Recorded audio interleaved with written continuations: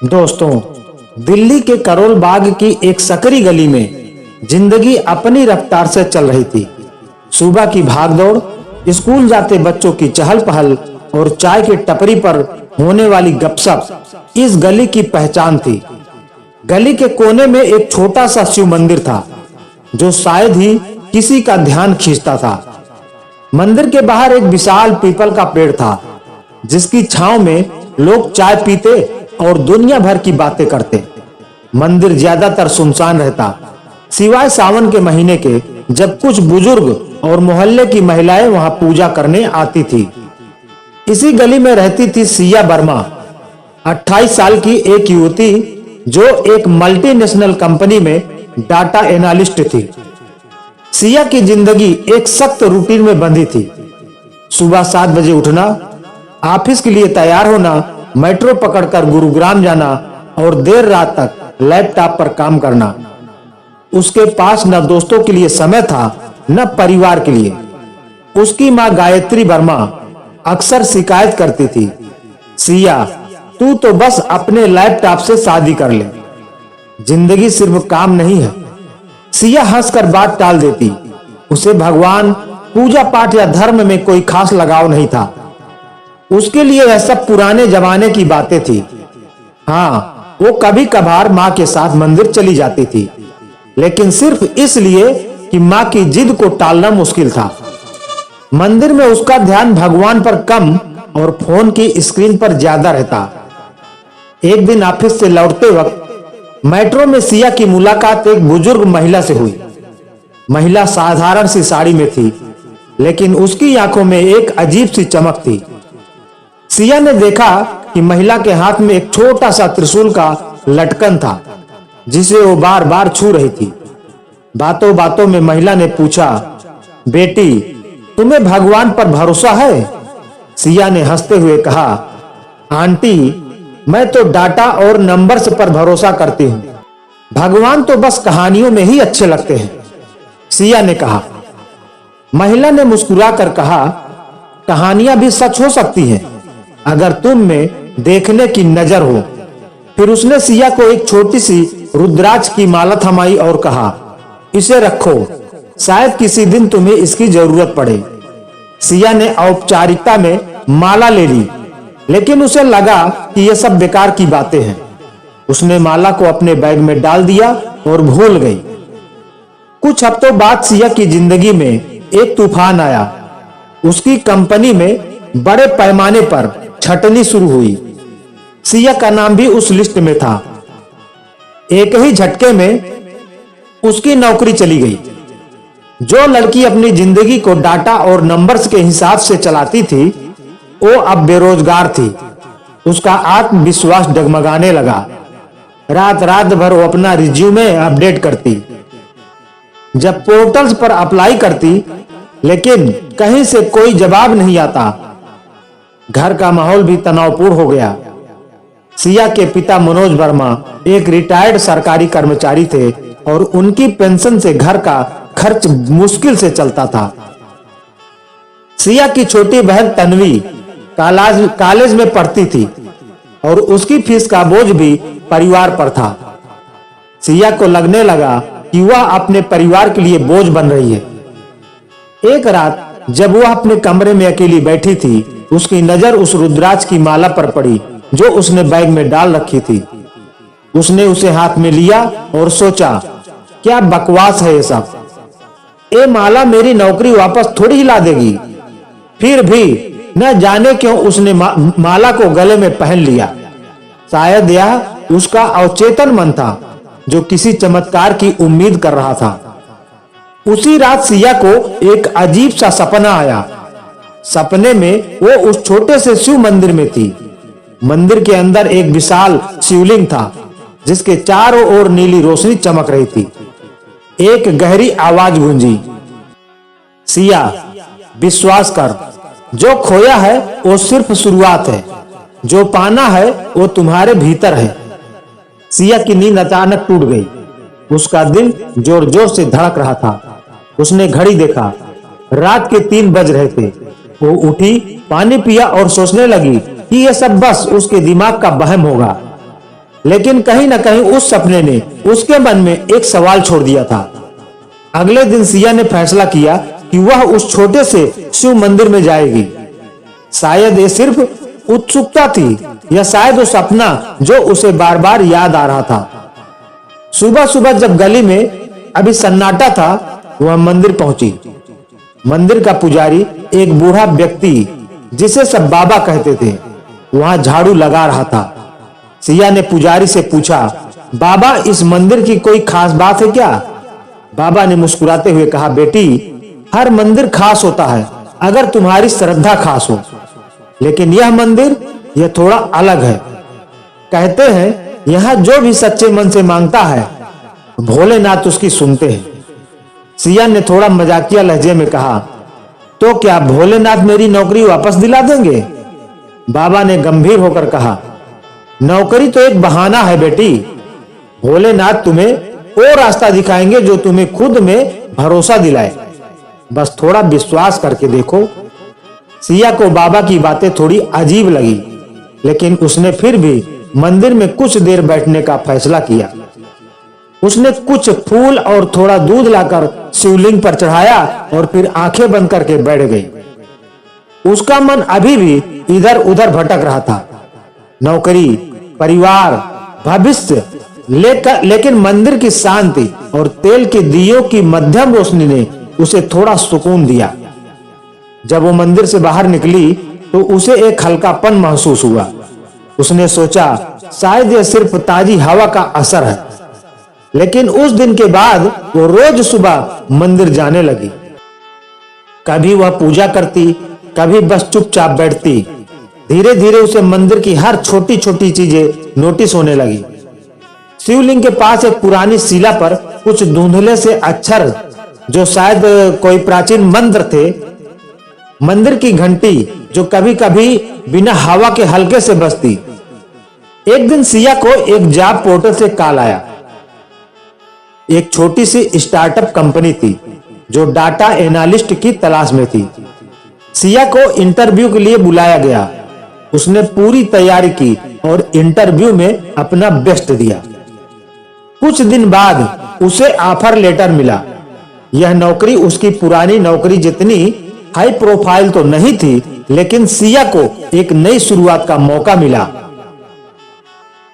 जब उसने यह खबर अपनी मां को बताई तो गायत्री वर्मा की आंखों में आंसू आ गए। उन्होंने कहा, देखा बेटी, भोलेनाथ सब सुनते हैं। सिया ने हंसकर कहा, मां, ये तो मेरी मेहनत का नतीजा है। लेकिन कहीं ना कहीं उसके मन में एक सवाल उठ रहा था, क्या ये वाकई सिर्फ मेहनत थी या उस मंदिर में बिताए पल, वो सपने, वो रुद्राक्ष की माला, क्या इनका भी कोई हाथ था? सिया ने अपनी नई नौकरी शुरू की। काम बिजी था, लेकिन उसे मजा आने लगा। वो फिर से आत्मविश्वास से भरी हुई थी। उसने मंदिर जाना नहीं छोड़ा। अब वो हर सुबह वहां जाती और हर बार उसे एक अजीब सी शांति मिलती। एक दिन जब वो मंदिर में थी, उसने बाबा से पूछा, बाबा, क्या भोलेनाथ सचमुच हमारी बात सुनते हैं? बाबा ने कहा, बेटी, भोलानाथ तो हमेशा सुनते हैं, लेकिन वो जवाब उसी तरह देते हैं जो तुम्हारे लिए सही हो। कभी कभी वह तुम्हें वो नहीं देते जो तुम मांगते हो, बल्कि वह देते हैं जो तुम्हें चाहिए। कुछ महीने बाद सिया की जिंदगी पटरी पर आ गई। नई नौकरी में वो अच्छा परफॉर्म कर रही थी और घर का माहौल भी खुशनुमा हो गया था। लेकिन असली चमत्कार तब हुआ जब गायत्री वर्मा का रूटीन चेकअप हुआ। गायत्री को कई सालों से दिल की बीमारी थी और डॉक्टरों ने कहा था कि शायद उन्हें सर्जरी की जरूरत पड़ेगी। लेकिन इस बार चेकअप के बाद डॉक्टर हैरान था। उसने कहा, गायत्री जी, मुझे समझ नहीं आ रहा, आपके टेस्ट रिजल्ट बिल्कुल नॉर्मल है। आपका दिल पूरी तरह ठीक है। ऐसा लगता है जैसे कोई चमत्कार हुआ हो। सिया को यह सुनकर यकीन नहीं हुआ। वह और उसकी मां एक दूसरे को देखकर बस मुस्कुरा रहे थे। घर लौटते वक्त गायत्री ने कहा, सिया, ये भोलेनाथ की कृपा है। मैं रोज मंदिर में तुम सबके लिए प्रार्थना करती थी। सिया चुप थी। उसका दिमाग तर्क और विश्वास के बीच झूल रहा था। क्या ये वाकई चमत्कार था या सिर्फ एक मेडिकल कोइंसिडेंस? उस रात वह अकेले मंदिर गई। मंदिर में सन्नाटा था, सिर्फ दियों की मध्यम रोशनी और अगरबत्ती की खुशबू। उसने शिवलिंग के सामने खड़े होकर कहा, अगर यह सचमुच आप हैं तो धन्यवाद। उसी पल उसे एक अजीब सी अनुभूति हुई, जैसे कोई गर्माहट उसके शरीर में बह रही हो। दियों की रोशनी अचानक तेज हो गई और उसे लगा कि शिवलिंग पर बनी आंखें उसे देख रही हैं। उसने आंखें बंद की और जब खोली तो सब कुछ सामान्य था, लेकिन उसका दिल पूरी तरह शांत था। इस घटना के बाद सिया की भक्ति और गहरी हो गई। वो सिर्फ मंदिर में पूजा करने नहीं जाती थी, बल्कि वहां की देखभाल भी करने लगी। वो सुबह मंदिर साफ करती, दिए जलाती और फूल चढ़ाती। धीरे धीरे मोहल्ले के लोग भी मंदिर की ओर आकर्षित होने लगे। सिया और उसकी मां की कहानी फैल गई और लोग उस मंदिर को चमत्कारी मंदिर कहने लगे। एक दिन सिया की दोस्त नैना, जो एक जर्नलिस्ट थी, ने उससे कहा, सिया, तुम्हारी कहानी तो बहुत इंस्पायरिंग है। मैं इस मंदिर और तुम्हारे अनुभव पर एक आर्टिकल लिखना चाहती हूँ। सिया थोड़ा हिचकिचाई, लेकिन फिर मान गई। नैना का आर्टिकल एक लोकल न्यूज़पेपर में छपा और देखते देखते वो वायरल हो गया। अब दूर दूर से लोग उस मंदिर में आने लगे। कोई नौकरी के लिए प्रार्थना करने आता, कोई परिवार की सलामती के लिए, तो कोई सिर्फ सुकून की तलाश में। सिया ने देखा कि मंदिर अब पहले की तरह सुनसान नहीं रहता। उसने और दादाजी ने मिलकर, बाबाजी ने मिलकर मंदिर की मरम्मत करवाई। मोहल्ले के लोगों ने भी मदद की। किसी ने पिंड दान किया, किसी ने नई घंटी लगवाई, तो मंदिर अब पहले से ज्यादा सुंदर और जीवंत लगने लगा। समय के साथ सिया मंदिर की रक्षक बन गई। वह न सिर्फ मंदिर की देखभाल करती, वह उनकी समस्याएं सुनती, उन्हें हौसला देती और कहती, विश्वास रखो, भोलेनाथ सब ठीक करेंगे। एक बार एक युवक विवेक मंदिर में आया। वह बहुत परेशान लग रहा था। सिया ने उससे बात की तो पता चला कि उसका छोटा भाई गंभीर बीमारी से जूझ रहा था और इलाज के लिए पैसे नहीं थे। सिया ने विवेक को हिम्मत दी और कहा, तुम रोज यहाँ आओ और सच्चे मन से प्रार्थना करो। मैं भी तुम्हारे भाई के लिए प्रार्थना करूंगी। सिया ने अपने दोस्तों और मोहल्ले के लोगों से बात की और उन्होंने मिलकर विवेक के भाई के इलाज के लिए फंड इकट्ठा किया। कुछ हफ्तों बाद विवेक खुशी से मंदिर आया और बोला, दीदी, मेरा भाई अब ठीक हो रहा है। यह सब आपके और भोलेनाथ के कारण हुआ। सिया ने मुस्कुराते हुए कहा, यह भोलेनाथ की कृपा है। विवेक, बस विश्वास बनाए रखना। एक दिन सिया मंदिर में थी, तभी उसे वो बुजुर्ग महिला दिखी जिन्होंने उसे मेट्रो में रुद्राक्ष की माला दी थी। सिया ने तुरंत उसे पहचान लिया। वह दौड़कर महिला के पास गई और बोली, आपने मुझे वो माला दी थी। आपकी वजह से मेरी जिंदगी बदल गई। महिला ने शांत मुस्कान के साथ कहा, बेटी, माला ने कुछ नहीं किया, तुमने किया, अपने विश्वास से। सिया ने पूछा, आप कौन हैं? आप हर बार इतनी रहस्यमयी बातें क्यों करती हैं? महिला ने हंसकर कहा, मैं बस एक रास्ता दिखाने वाली हूँ, भोलेनाथ का रास्ता। बाकी तुम खुद समझ जाओगी। इसके बाद महिला चली गई। सिया उसे रोकना चाहती थी, लेकिन उसे लगा कि शायद वह दोबारा मिलेगी। सावन का महीना आया और मंदिर में भक्तों की भीड़ उमड़ पड़ी। सिया ने पहली बार मंदिर में एक बड़ा उत्सव आयोजित किया। भजन कीर्तन, रुद्राभिषेक और प्रसाद वितरण का आयोजन।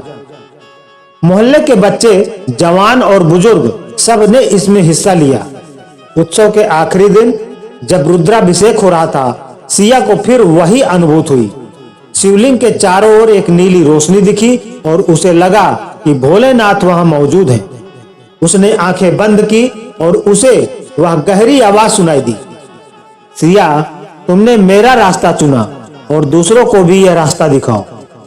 उत्सव के बाद मंदिर की प्रसिद्ध और बढ़ गई, लेकिन इसके साथ ही कुछ नई चुनौतियां भी आई। कुछ लोग मंदिर को अपने फायदे के लिए इस्तेमाल करने की कोशिश करने लगे। एक स्थानीय नेता नरेश चौहान ने मंदिर को अपने कब्जे में लेने की योजना बनाई।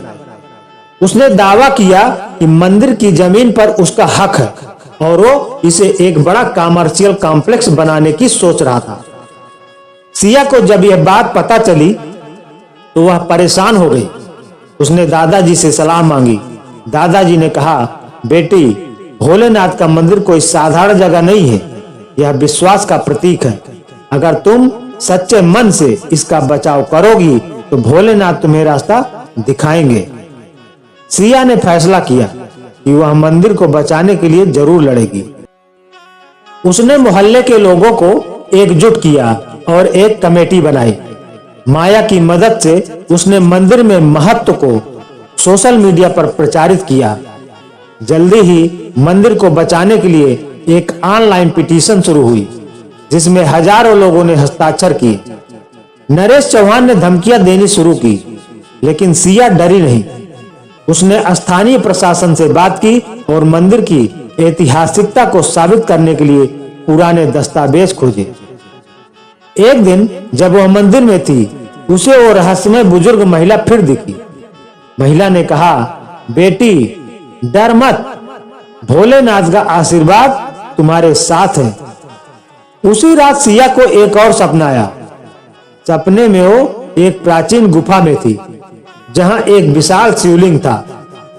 एक साधु ने उसे एक पुरानी पांडुलिपि दी और कहा, यह तुम्हारे मंदिर का इतिहास है, इसे दुनिया के सामने लाओ। सिया ने सपने को गंभीरता से लिया। उसने मंदिर की पुरानी शिला पर लिखे हुए अक्षरों को डिकोड करने के लिए एक इतिहासकार की मदद ली।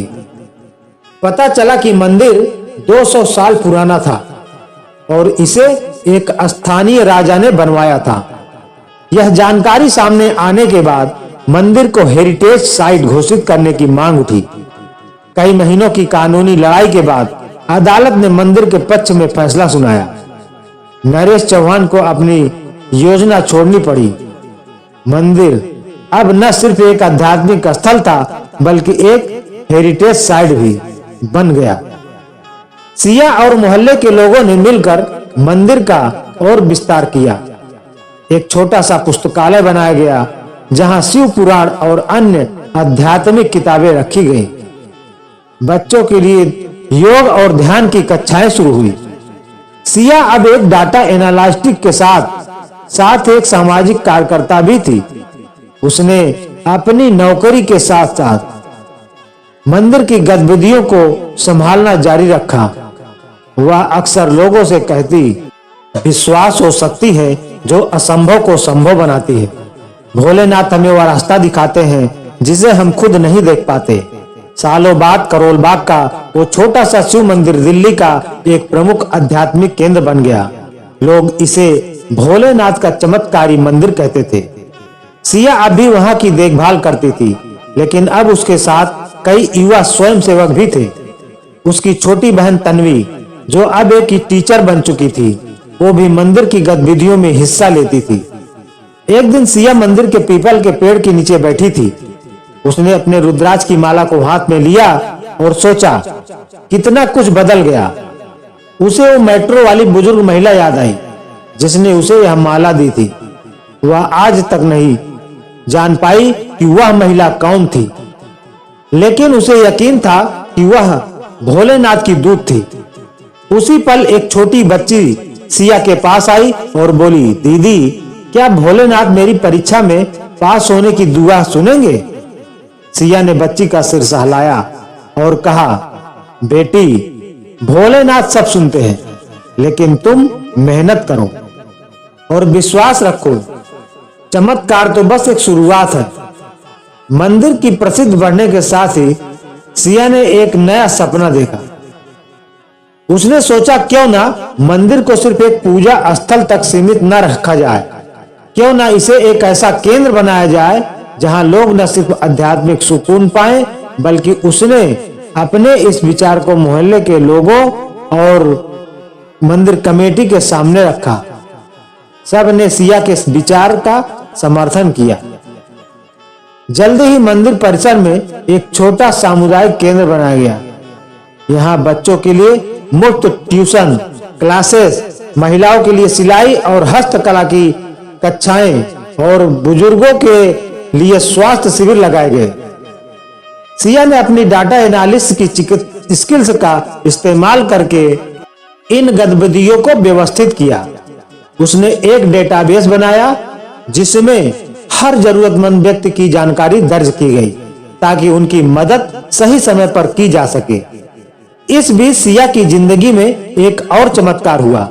उसकी बहन तन्वी, जो हमेशा पढ़ाई में मेधावी थी, उसे एक प्रतिष्ठित यूनिवर्सिटी में स्कॉलरशिप मिली। तन्वी ने सिया को गले लगाते हुए कहा, दीदी, ये सब तुम्हारी वजह से है। आपने मुझे हमेशा सपनों पर विश्वास करना सिखाया। दी, यह सब तुम्हारी वजह से हुआ। तुमने मुझे हमेशा मेहनत और विश्वास की सीख दी, तन्वी ने कहा। सिया ने मुस्कुराकर कहा, नहीं तन्वी, यह भोलेनाथ की कृपा है। हम सिर्फ उनके रास्ते पर चल रहे हैं। एक दिन मंदिर में एक नया चेहरा आया। उसका नाम था प्रिया, एक 35 साल की महिला जो अपने पति की मृत्यु के बाद गहरे अवसाद में थी। प्रिया को अपने 2 छोटे बच्चों की जिम्मेदारी अकेले उठानी पड़ रही थी और उसका आत्मविश्वास पूरी तरह टूट चुका था। वह मंदिर में सिर्फ इसलिए आई थी क्योंकि उसकी पड़ोसन उसे जबरदस्ती वहां लाई थी। सिया ने प्रिया से बात की और उसकी कहानी सुनी। उसने प्रिया को हौसला दिया और कहा, प्रिया, जिंदगी में मुश्किलें आती हैं, लेकिन भोलेनाथ हमें हारने नहीं देते। तुम रोज यहाँ आया करो, मैं तुम्हारी मदद करूंगी। प्रिया ने सिया की बात मान ली। वह रोज मंदिर आने लगी। सिया ने उसे सामुदायिक केंद्र में सिलाई की कक्षा में शामिल किया। धीरे धीरे प्रिया ने न सिर्फ सिलाई सीखी बल्कि अपने बनाए कपड़ों को ऑनलाइन बेचना भी शुरू किया। उसकी छोटी सी शुरुआत जल्दी ही एक सफल बिजनेस में बदल गई। प्रिया की जिंदगी फिर से पटरी पर आ गई और वह अपने बच्चों के लिए मजबूत मां बन गई। एक दिन प्रिया मंदिर में सिया के पास आई और बोली, सिया दी, आपने मुझे नई जिंदगी दी। मैंने कभी नहीं सोचा था कि मैं फिर से हंस पाऊंगी। सिया ने कहा, प्रिया, यह तुम्हारी मेहनत और भोलेनाथ का आशीर्वाद है। तुमने हार नहीं मानी, यही सबसे बड़ा चमत्कार है। मंदिर की गतिविधियां बढ़ने के साथ ही सिया को एक नई चुनौती का सामना करना पड़ा। मंदिर का परिसर अब छोटा पड़ने लगा था। भीड़ बढ़ रही थी, विशेषकर सावन और शिवरात्रि जैसे अवसरों पर। सिया ने फैसला किया कि मंदिर का विस्तार करना होगा, लेकिन इसके लिए बड़े फंड की जरूरत थी। रिया ने सुझाव दिया कि वह एक क्राउड फंडिंग कैंपेन शुरू करे।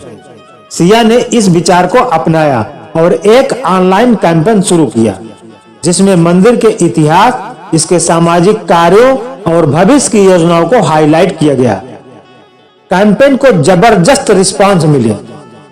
न सिर्फ करोल बाग के लोग बल्कि दिल्ली और अन्य शहरों के लोग भी आगे आए। कुछ बड़े बिजनेसमैन ने भी मंदिर के लिए दान दिया। कुछ ही महीनों में पर्याप्त फंड इकट्ठा हो गया। सिया ने एक आर्किटेक्ट के मदद से मंदिर के विस्तार का प्लान बनाया। नया परिसर पुराने मंदिर की सादगी को बनाए रखते हुए और ज्यादा सुविधाजनक बनाया गया। नए परिसर में एक बड़ा पूजा हॉल, एक मेडिटेशन रूम और सामुदायिक केंद्र के लिए अलग जगह बनाई गई। मंदिर के बाहर एक छोटा सा गार्डन भी बनाया गया जहां लोग शांति से बैठ सकते थे। उद्घाटन के दिन मंदिर में हजारों लोग जमा हुए। रुद्राभिषेक और भजन कीर्तन का आयोजन हुआ। सिया ने मन से सबका आभार व्यक्त किया और कहा, यह मंदिर सिर्फ एक इमारत नहीं है, यह हम सबके विश्वास और एकजुटता का प्रतीक है। भोलेनाथ ने हमें एक परिवार बनाया है। मंदिर के विस्तार के बाद सिया ने अपने आध्यात्मिक सफर को गहरा करने का फैसला किया। उसने शिव पुराण और अन्य धार्मिक ग्रंथों का अध्ययन शुरू किया। उसने एक स्थानीय विद्वान पंडित शास्त्री से संपर्क किया जो शिव भक्ति और तंत्र के विशेषज्ञ थे। पंडित जी ने सिया को शिव मंत्रों और उनके अर्थ की गहराई समझाई। सिया ने नियमित रूप से ध्यान और जप शुरू किया। हर सुबह वह मंदिर में शिवलिंग के सामने बैठती और ओम नमः शिवाय का जाप करती। इस प्रक्रिया ने उसे न सिर्फ मानसिक शांति दी बल्कि एक गहरी आध्यात्मिक समझ भी दी। उसने महसूस किया कि भोलेनाथ न सिर्फ एक देवता हैं बल्कि वह उस ऊर्जा का प्रतीक है जो हर इंसान के भीतर मौजूद है। एक दिन पंडित शास्त्री ने सिया से कहा, बेटी, तुमने भोलेनाथ का आशीर्वाद पाया है, लेकिन यह आशीर्वाद सिर्फ तुम्हारे लिए नहीं है, तुम्हें इसे और लोगों तक पहुंचाना है। सिया ने इस सलाह को गंभीरता से लिया। उसने मंदिर में साप्ताहिक सत्संग शुरू किया जहां लोग एक साथ बैठकर शिव भक्ति और जीवन के अर्थ पर चर्चा करते। यह सत्संग जल्दी ही बहुत लोकप्रिय हो गया। लोग अपने अनुभव साझा करते और सिया उन्हें भक्ति और कर्म के रास्ते पर चलने की प्रेरणा देती। एक दिन मंदिर में एक बुजुर्ग व्यक्ति आए। उनका नाम था हर प्रसाद और वे एक रिटायर्ड प्रोफेसर थे। हर प्रसाद ने सिया से कहा कि वो कई सालों से एक गंभीर बीमारी से जूझ रहे हैं और डॉक्टरों ने उनकी उम्मीद छोड़ दी है, लेकिन मंदिर के बारे में सुनकर वे यहाँ आए थे। सिया ने उन्हें मंदिर की शांति में समय बिताने की सलाह दी। उसने उन्हें रुद्राक्ष की माला दी और कहा, इसे पहनो और रोज ओम नमः शिवाय का जाप करो। भोलेनाथ पर भरोसा रखो। हर प्रसाद ने सिया की बात मानी। वह रोज मंदिर आने लगे। कुछ ही महीनों बाद वह सिया के पास आए और बोले, बेटी, मेरा लेटेस्ट टेस्ट रिजल्ट आया है। डॉक्टर हैरान है, मेरी बीमारी के लक्षण लगभग गायब हो गए हैं। सिया मुस्कुराकर बोली, यह भोलेनाथ की कृपा है। अंकल, आपने विश्वास नहीं खोया, यही सबसे बड़ा चमत्कार है। हर प्रसाद की कहानी मंदिर में फैल गई। अब लोग और भी ज्यादा श्रद्धा के साथ मंदिर आने लगे।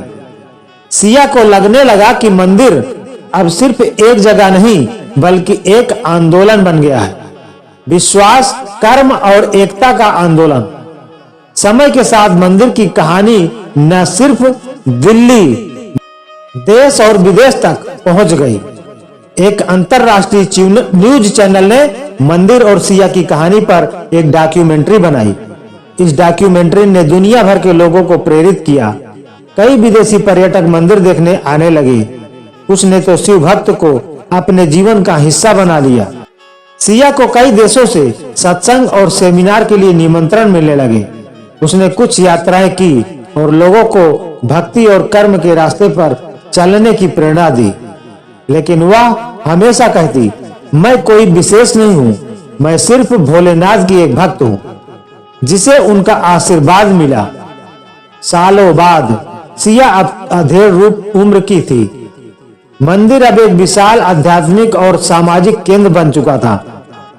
सिया ने अपनी जिम्मेदारियां युवा स्वयंसेवकों को सौंप दी थी, लेकिन वह अब भी मंदिर की आत्मा थी। एक दिन वह मंदिर के गार्डन में बैठी थी, तभी एक युवा लड़की उसके पास आई और बोली, मैम, मैं आपकी तरह बनना चाहती हूँ। आपने इतना कुछ कैसे किया? सिया ने मुस्कुराकर कहा, बेटी, बस एक छोटा सा कदम उठाओ। विश्वास का विश्वास, बाकी रास्ता उन्होंने दिखाया। तुम भी अपने दिल की सुनो, मेहनत करो और विश्वास रखो, चमत्कार अपने आप होंगे। सिया की कहानी करोल बाग की गलियों से निकलकर दुनिया भर में फैल गई। लोग उस मंदिर में न सिर्फ प्रार्थना करने आते बल्कि एक दूसरे की मदद करने का जज्बा भी सीखते थे। सिया ने साबित कर दिया कि भक्ति सिर्फ पूजा पाठ नहीं बल्कि एक जीवन जीने की तरीका है। हर सावन जब मंदिर में भक्तों की भीड़ उमड़ती, सिया चुपके से शिवलिंग के सामने खड़ी होती और मन ही मन कहती, भोलेनाथ, आपने मुझे रास्ता दिखाया, अब मैं दूसरों को वो रास्ता दिखाऊंगी। और हर बार उसे वो नीली रोशनी दिखती, वो गहरी आवाज सुनाई देती, विश्वास रख, सब संभव है। तो दोस्तों, आशा है ये कहानी आपको पसंद आई होगी। अगर पसंद आई हो तो वीडियो को लाइक करके कमेंट में हर हर महादेव अवश्य लिखें। चैनल पर अगर पहली बार आए हैं तो चैनल को सब्सक्राइब जरूर कर लें। धन्यवाद।